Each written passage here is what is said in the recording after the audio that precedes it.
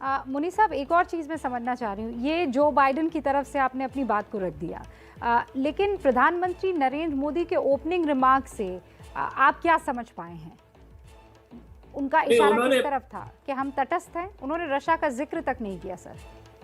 नहीं, उन्होंने रशिया का जिक्र भी नहीं किया। उन्होंने बाइडेन साहब की इस बात का जिक्र भी नहीं किया कि हम साथ मिलकर काम करेंगे, इस बात का भी जिक्र नहीं किया। हालांकि उन्होंने ये कहा कि democracies can deliver, that doesn't mean democracies will work together in the sense of supporting each other.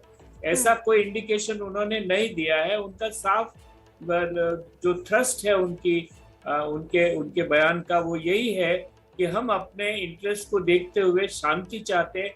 उन्होंने साफ कहा कि हम शांति के पक्ष में हैं। हमने दोनों पक्षों से बात की है।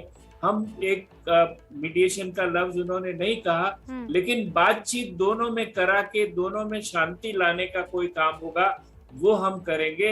ये साइड लेना या वो साइड लेना नहीं करेंगे। दूसरी तरफ मोदी जी ने ये भी साफ किया कि जहां तक ह्यूमैनिटेरियन डायमेंशन है उसमें हम यूक्रेन को मदद कर रहे हैं और करते रहे। और ये ओपनिंग रिमार्क में ही बहुत सी बातों की क्लैरिटी आ गई है। नीरज रशिया से हमारे साथ जुड़े हैं, उनका रुख करते हैं। नीरज, माफ कीजिएगा, यूक्रेन से हमारे साथ जुड़ गए हैं, नीरज का रुख कर लेते हैं। नीरज, यूक्रेन का जिक्र आ ही गया क्योंकि ये कहा जा रहा था और इनफैक्ट ये सच भी है कि अमेरिका पूरी कोशिश करेगा, जैसे एसडी मुनी साहब कह रहे हैं, कि किसी तरीके से हिंदुस्तान को अमेरिका के साथ खड़ा कर दिया जाए तो फिर रशिया अच्छे से अलग थलग दिखेगा।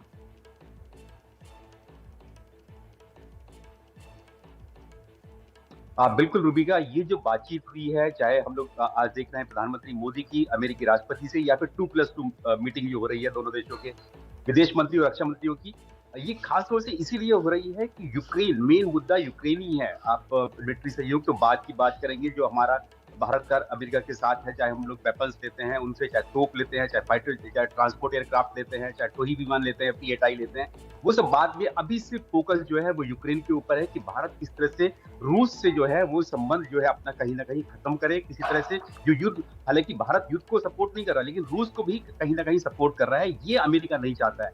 और दूसरी बात ये कि अभी जहां मैं खड़ा हूँ, ये डोनबास है, ये यूक्रेन का प्रांत हुआ करता था, लेकिन जब से युद्ध शुरू हुआ है इसको आजाद घोषित कर दिया है रूस ने। तो मेन जो जी रूबी, तो अभी मुझे कायदे से कहना चाहिए कि आप उस इलाके में हैं जहां रूस ने कब्जा कर लिया है, तो क्वाइट लिटरली अभी आप जो हैं रशिया में ही मौजूद हैं। जी, तो मैं ये थोड़ा बदलाव भी कर देती हूँ। घोषित कर दिया था 24 फरवरी। हाँ,